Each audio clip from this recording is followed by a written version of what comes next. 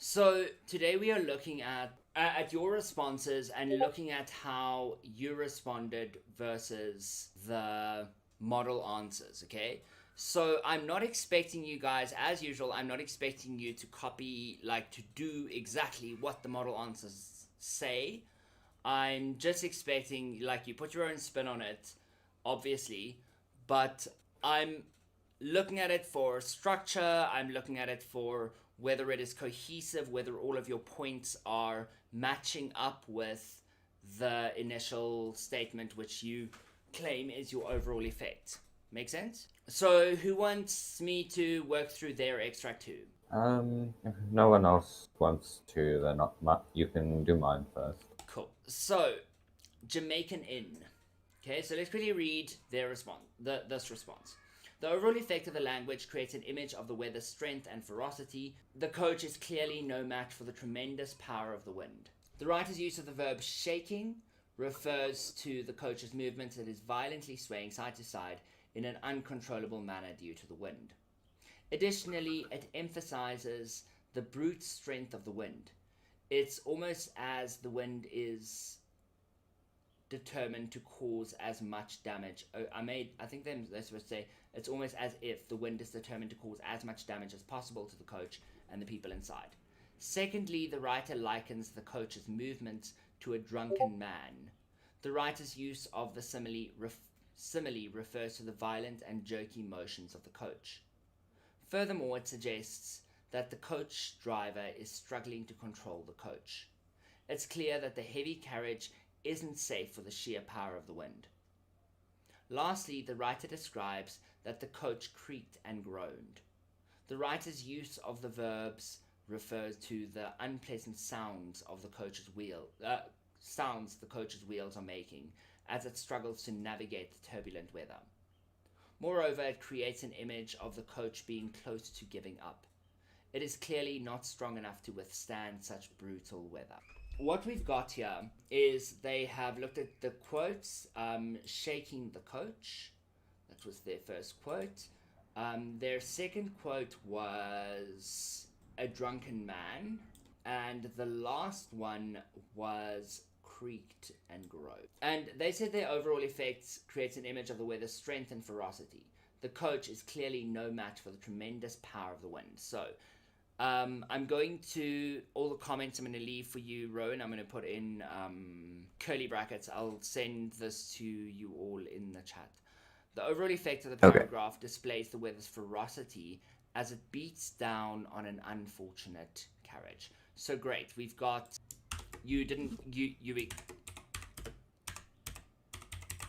what detail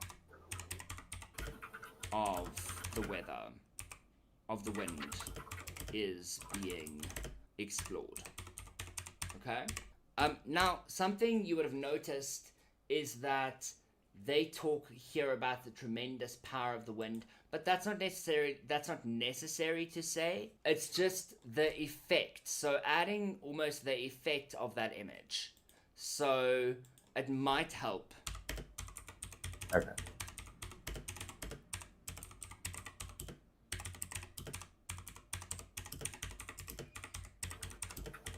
Okay? Because here you are saying the image that it creates, which is the weather's ferocity.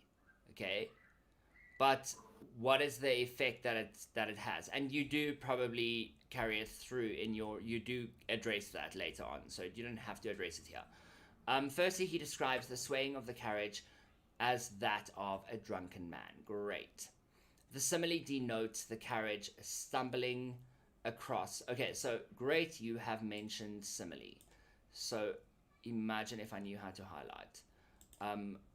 I lost my highlights. I had to reset things, and so I lost my keyboard shortcuts. The simile denotes the carriage stumbling across the muddy path. Okay, great. You've used a wonderful word here. I really love that you used the word stumbling specifically. Stumbling across the muddy path as if it was going to fall over at any moment. And in this context, shows the sheer strength of the wind by describing the heavy resistance the carriage had to put up against it. Okay, so you have told me what it does. This is great. And you've connected to initial statement. Additionally, it could also suggest that the carriage is in poor condition, as drunken suggests a lack of balance. This is great. That's quite insightful. I like that. Secondly, the writer describes the driver as trying to gain shelter from his own shoulder. So I'm not sure where you're going with this, so let's see. The phrase tells us how cold and unrelenting the storm was, so much to the point that the driver has to hide inside his coat for any form of relief. Now, this I want to ask you. Anyone can answer, not just Rowan. We're working on this as if it's just like a random statement, a random piece that we're looking. So this, how does this relate to the ferocity? Gives a suggestion of how cold and unrelenting the storm was. Yes, it tells us that it's cold, right?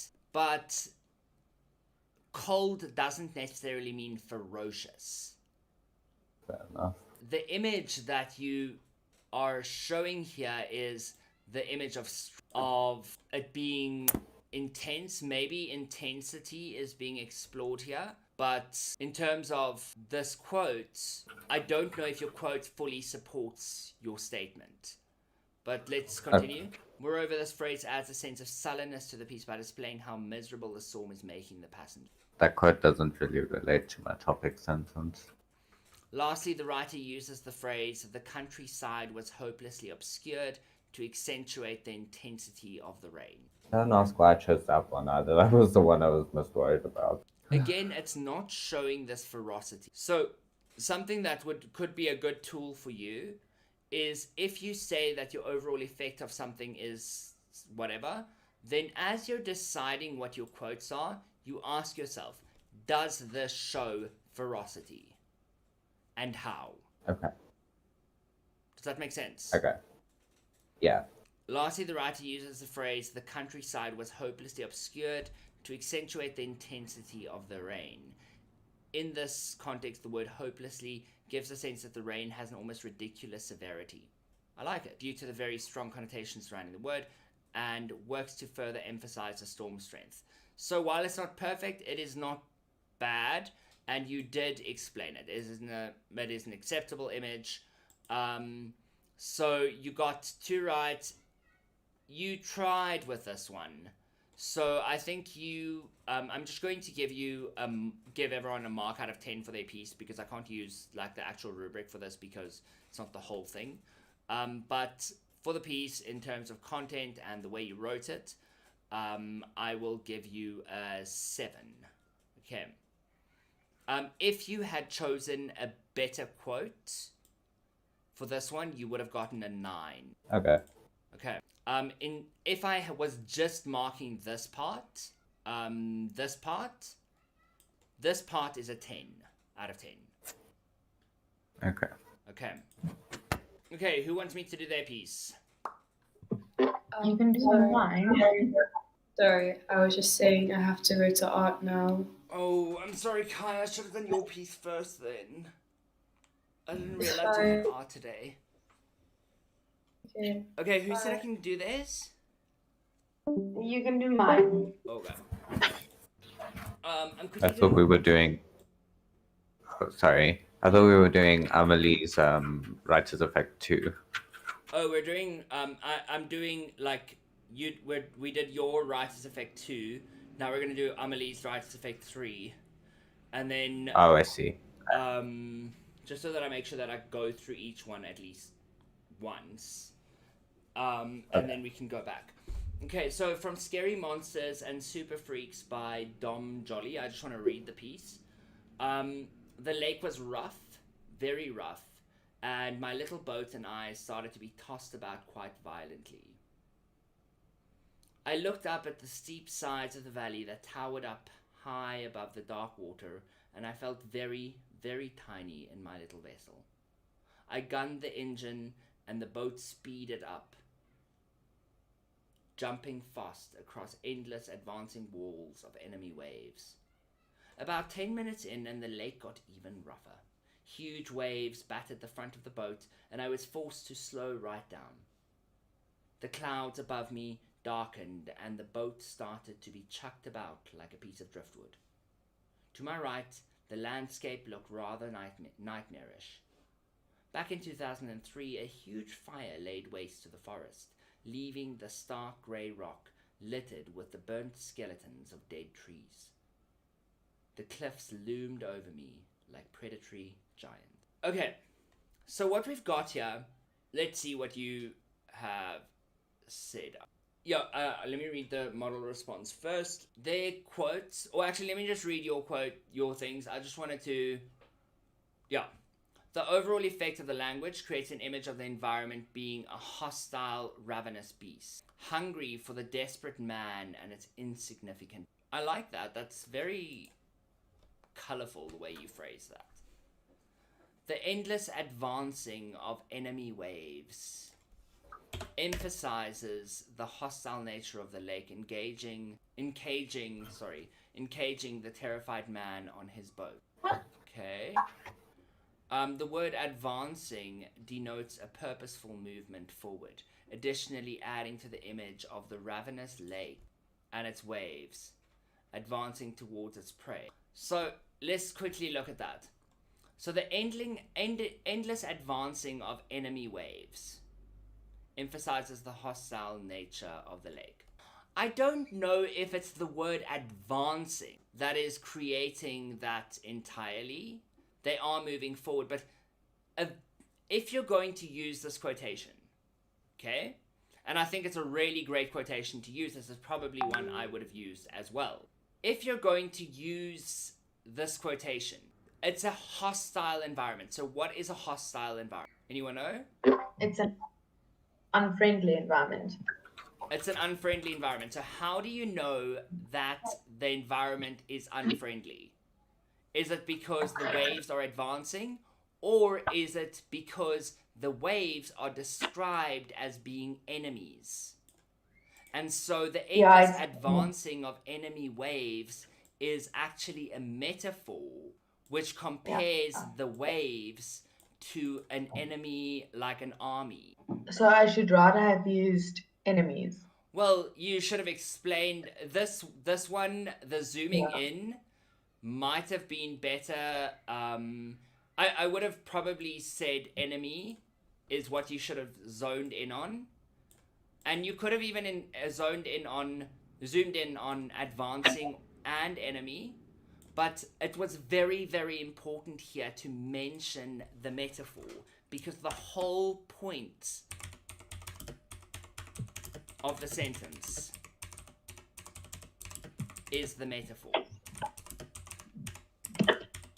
Does that make sense? Yeah. Did you notice the metaphor? No. Okay, always ask yourself, is there a figure of speech?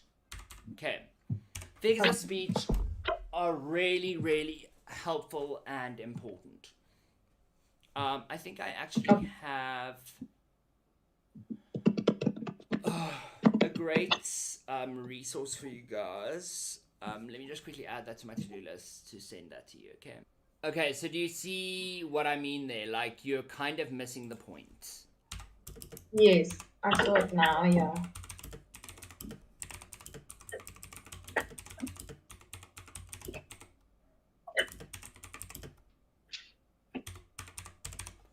Okay. So secondly, the boat was chucked about like a piece of driftwood. Great. So this is showing the hostile environment. But I want to just, before I read yours, I want to say that chucked is an intentional thing.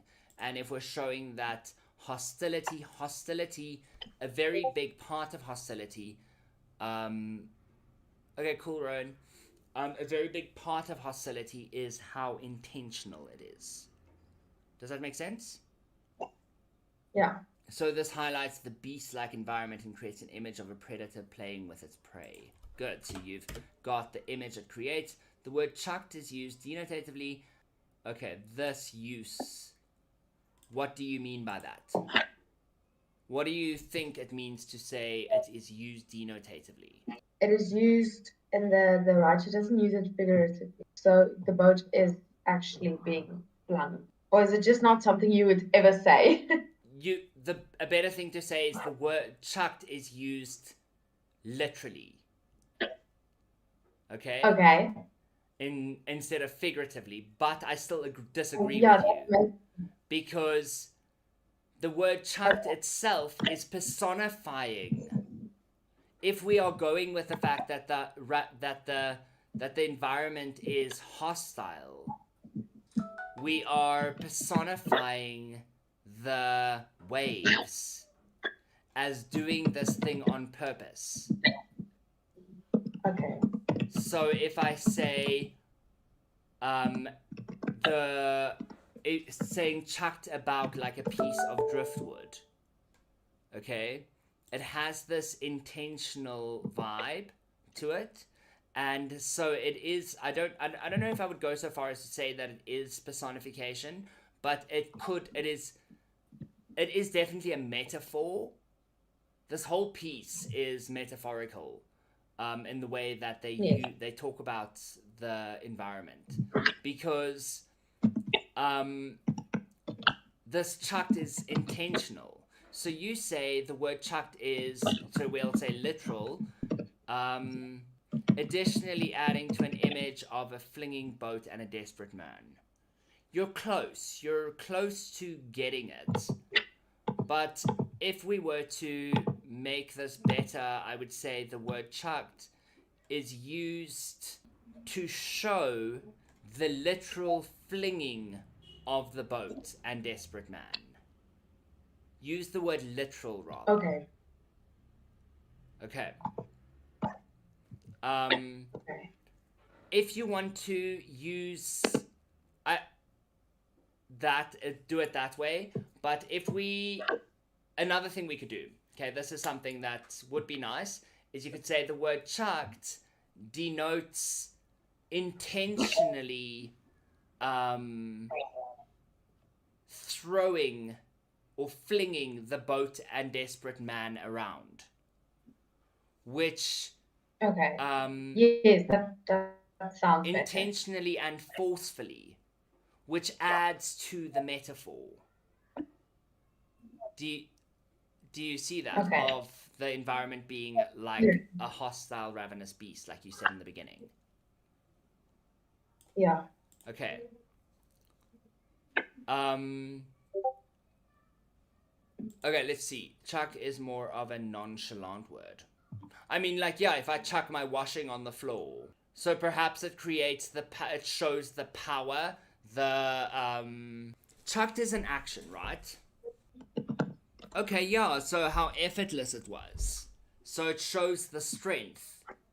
But remember, her piece is not about the strength of the environment.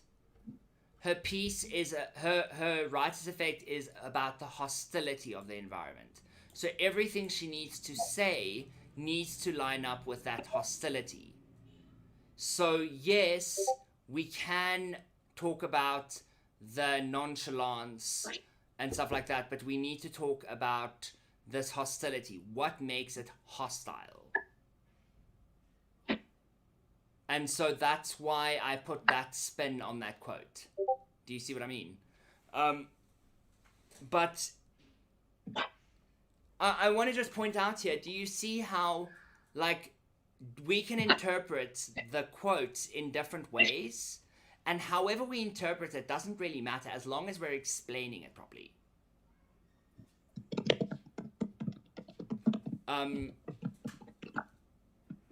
Okay. So, additionally adding to an image of flinging the boats and desperate man. Moreover, the phrase, the cliffs loomed over me like predatory giant, adds to the image of hungry waves. Hungry for a timid boat and a terrified man.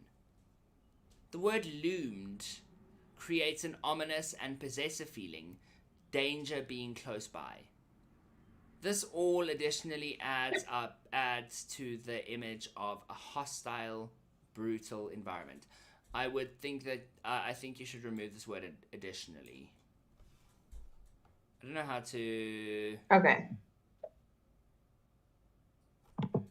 There is a way to strike through. I just can't remember how. I'm gonna.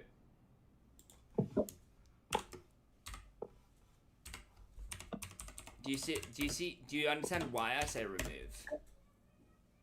Because it's not an additional Yes, thing it's that you are just saying. It is a it- concluding statement. Yes. No, I understand. I saw that now. So additional is if you're going to add something new. Okay? Addition. Yeah. Okay. Add to the image of a hostile, brutal environment. All in all, the effect of the language creates an image of a predator advancing on its prey, creating an ominous and fear-filled atmosphere. Okay, I feel like you didn't really explore this last piece very much.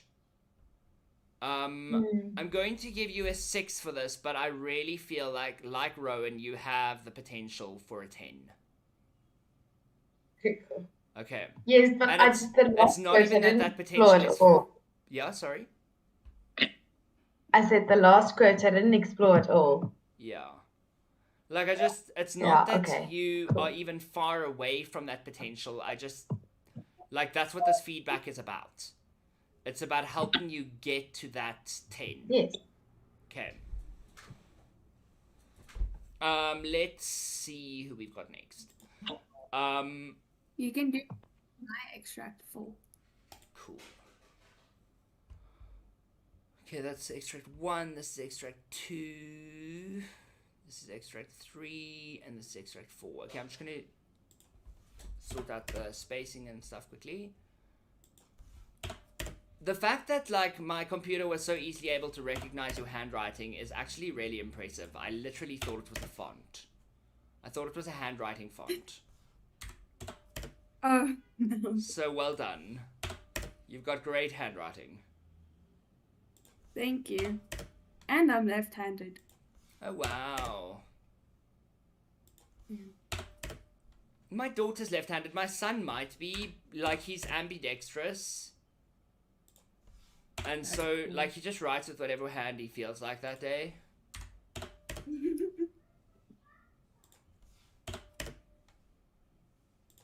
But he also doesn't like writing, so, maybe it's just because he doesn't write enough. I just don't know. My daughter definitely has always had a preference for left hand. Okay. The overall effect creates an image of the library. Okay, wait, I wanted to read the text. Wait, that's text 5. Oh. Okay, I'm going to do text 5, and then we'll come back to text 4, okay? Okay. You can do my text 4 then. Okay. Oh, wait, sorry, Moya, was that you who said earlier on that I can do your piece now? No, I think that was Amelie. Wait, I'm very confused about whose I'm doing now. I might have mislabeled these. This is Cora's that I'm doing right now, hey? The one with the handwriting. Yes. Okay, cool. Yes. So, The Race to the Pole by Ben Fogel. A fierce wind scoured our faces, and ice snapped at our heels. The cold cut to the core, and my bones ached from the chill. I'd long lost all feelings in my fingers, and my toes felt like ice cubes. Every breath stung as the freezing air burnt my throat, while the moisture from my exhalations formed ice crystals on my unshaven chin. I looked across at James. His hair was tangled with ice. His balaclava was covered in a thick layer of frost, and his legs were buckling with fatigue. Minutes later, he clambered into the tent and collapsed with exhaustion. Unzipping the door with my frozen hands had been like buttoning a shirt with an oven glove. The thin fabric gave us some protection from the wind chill, but even inside, as I struggled to light the stove, it was still minus 25.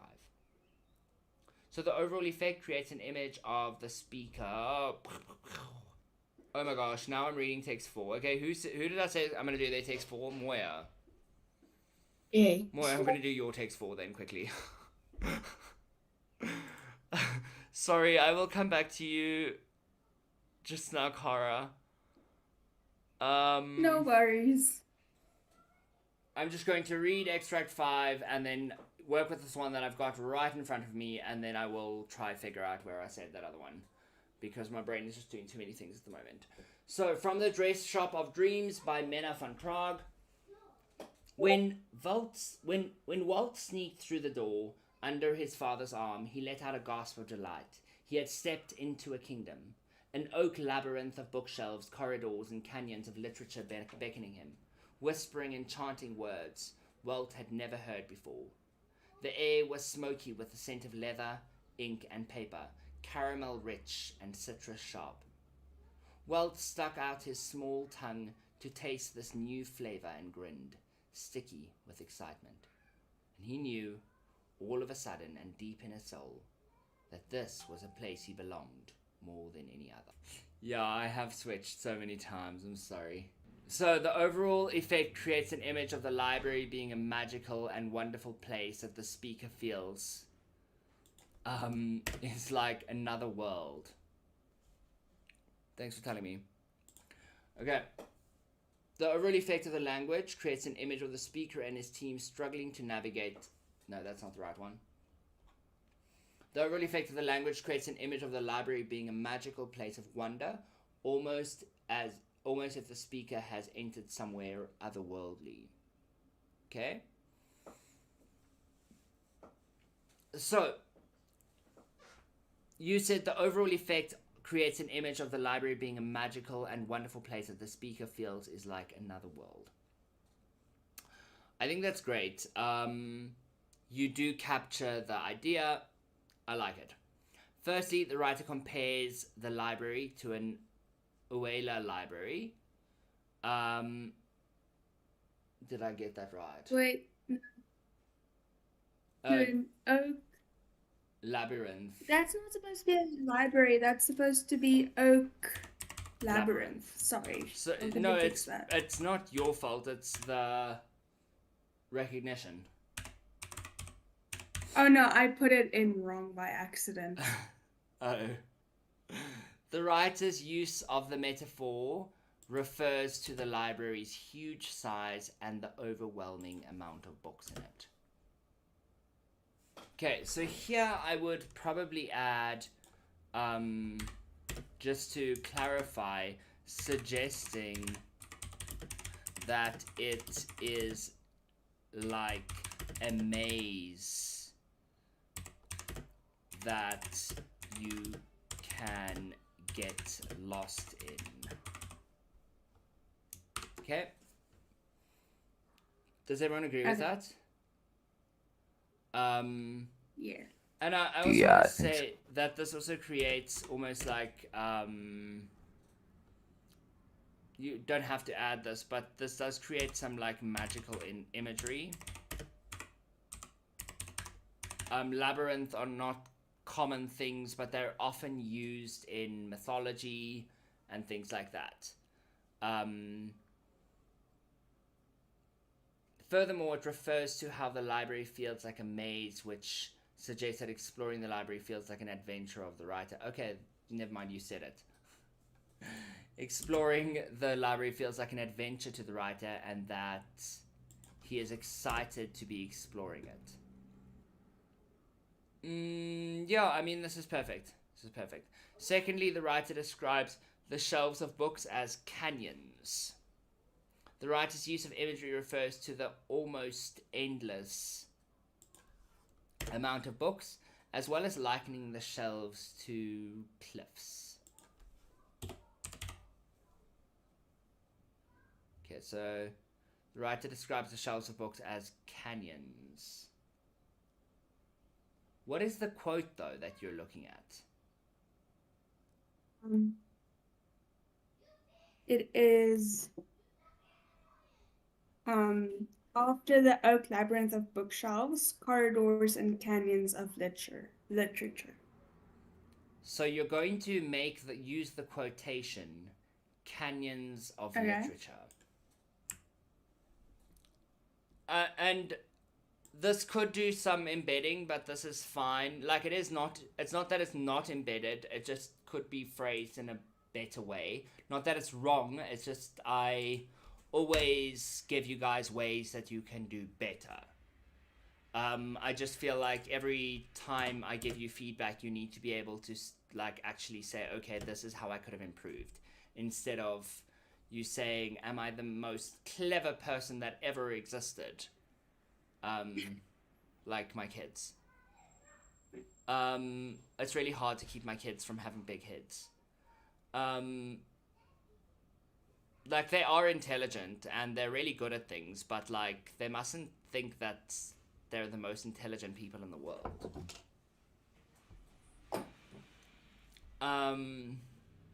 So the writer's use of imagery. So I'm not giving you feedback so that you don't get a big head. I'm giving you feedback because I want you to be able to actually apply feedback, because what is the point of me providing feedback if I'm just going to be like, oh, good, you did well. You know what I mean? Yeah. Yeah. That's not really feedback. Yes. The writer's use of imagery refers to the almost endless amounts of books, as well as likening the shelves to cliffs. I was looking for a very specific word, but I couldn't come up with it, so I used cliffs. So the writer's use of imagery refers to the almost endless amounts of books, as well as likening the shelves. Okay, so it is... I feel like this one lacks focus completely, honestly. Let me just highlight it so that I can keep focus on it. So, secondly, the writer describes the shelves or books as canyons of literature. So, let's talk about this. Let's have a class discussion about this quickly. What do you guys think canyons of literature creates? What image does that create?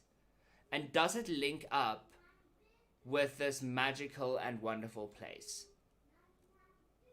I actually have a very strange interpretation of canyons of literature. Yeah? So I have an association with the word canyons. I have an association with the Wild West, Yeah? and I kind of explored that in my piece. Mm-hmm. So I wouldn't exactly call it magical, more like adventurous and free almost. Okay. But we're trying to build onto Kara's piece here. So how can we, because let's see how we can build onto Kara's piece so that we can make this work in her piece where she said that it's magical. Because she's very heavily leaning on this fact that it says he had stepped into a kingdom. Yeah. And kingdom isn't Did I really maybe use the represented wrong by the Wild quotation? West. Yes, what are you saying? Did I maybe use the wrong quotation? Like, could there have been a better one? Yeah, definitely. Okay. That would have explored pretty much all of this. Is he had stepped into a kingdom, the metaphor of referring to a library. It is a library, right? Yes. Referring to a library as a kingdom. Okay. That explores so much more of this magical, otherworldly place. So, personally, I would have used stepped into a kingdom and whispering enchanting words. That's something we could have used. The air was... Why do you say I? I'm confused. Actually, no. Okay, so I think we could have also... I would have said the smoky with the scent of leather, ink, and paper. I would have used the air was smoky. And then I would have used this small tongue to taste this new flavor. Okay? And so I would have probably spoken about the magical and wonderful place. And I would have spoken about how it was a sensory experience. And so he creates the image of experiencing this library with all his senses, including taste. Can I just move on to the next quote? Is that okay? That you've got Yes. here. Lastly, the writer describes the Yes. books as whispering and chanting words. I like that quote. The writer's use of the verb refers to the books encouraging and enticing him to read them. Additionally, okay, so firstly, whispering and chanting words, that's a personification. Because can books whisper? No. Oh, I did mention that in the next part. Oh. Yes. Additionally, the personification, along with the adjective enchanting, creates a sense that the library has a magical and extraordinary quality to it. Okay. This is good. It's not bad. Okay? But it lacks focus. I Okay. feel like as you're doing it, so this is, I feel like the focus isn't because of what you wrote or whatever. I feel like as you were doing it, maybe you were distracted. Maybe. Because you need to be asking yourself at each point, okay, what makes this magical? What makes this place magical? Whispering, enchanting words. What makes that magical? We've got books talking to us. We've got enchantment, which is to do with magic.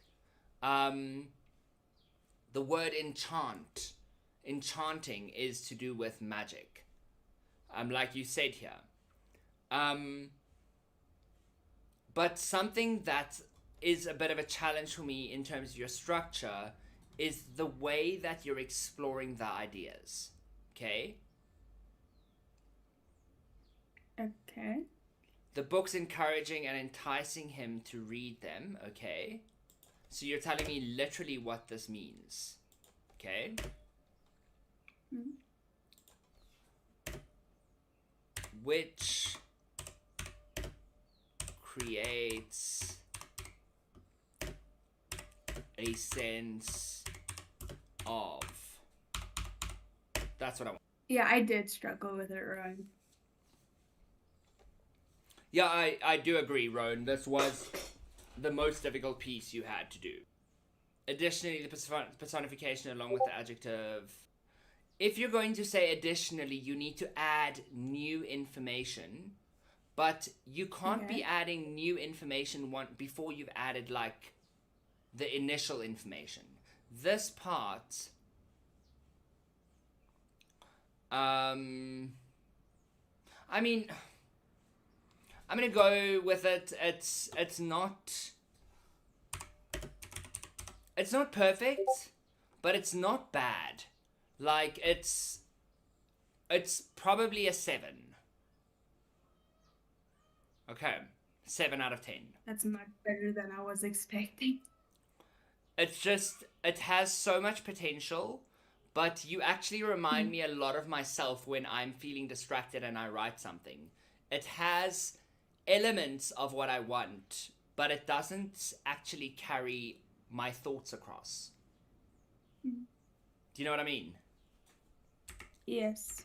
And I need to tell you, I am 29 and I still struggle with this.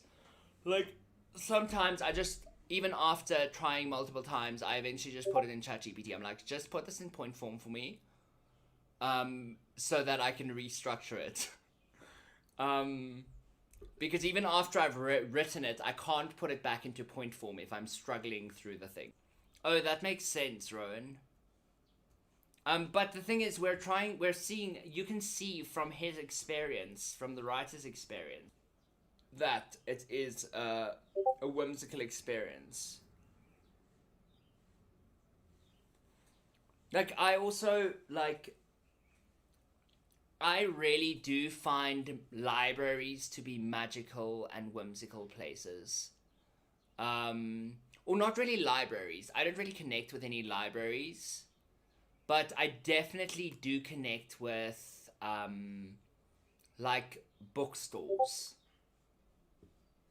Oh wow, that's quite hectic. Never been to a library. I want to just show you this. Like, I hadn't been to a library until like I was much older.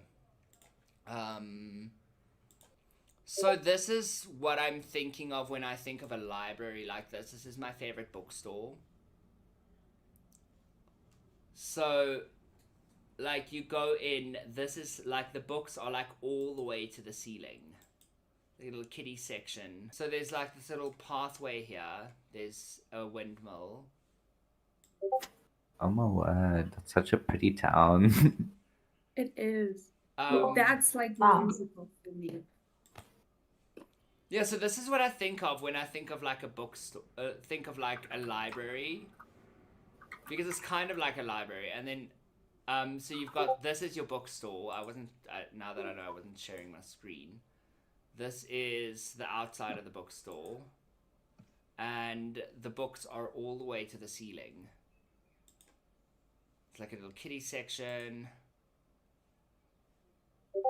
Pretty cool, eh? It's Yeah, like the very secondhand cool. bookstore that I go to, where it's just like jam packed with books. Yeah, like, so when I'm thinking, like, library, I'm really just thinking, like, secondhand bookstore vibes. Okay, Yeah. Moya, I want to do yours quickly, okay? Let me just get yours. I think I did. What did you save yours as? It's writers effect extract 2 to 5. Okay, so the overall effect creates. Oh, let's just read the passage quick. Did we read the passage? Fierce wind scoured our faces. Yes, we did.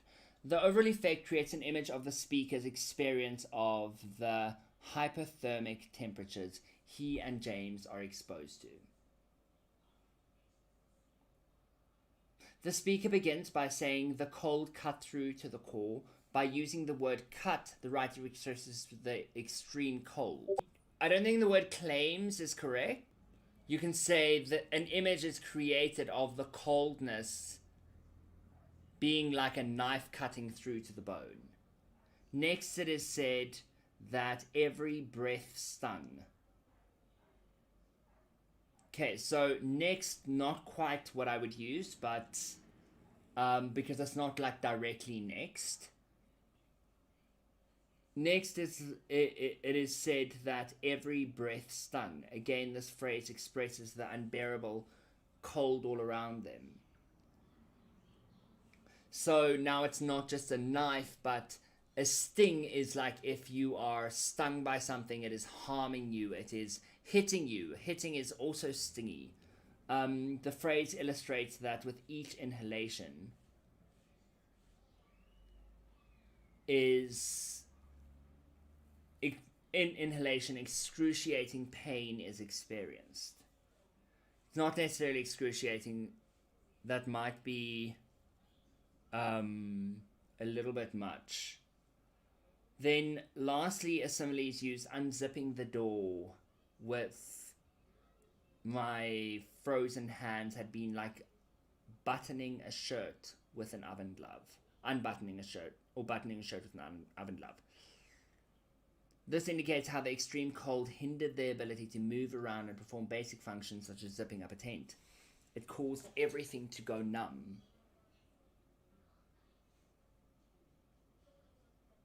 Okay. I would like to add to your overall effect sentence. Okay? Okay. How I would add to it is I would say the overall effect creates an image of the speaker's experience of the hyperthermic temperatures he and James are exposed to and how they were harmful to them. Okay. Or you could say the speaker's experience of how harmful the hypothermic temperatures carry on. Then, so by doing that, you can focus your piece on how the cold causes harm, the cutting through to the core, the every breath stung, the stopping them from being able to do normal things. It is a hindrance. It is. Do you guys know what I mean? Yes. Yeah, I think so. So, I think.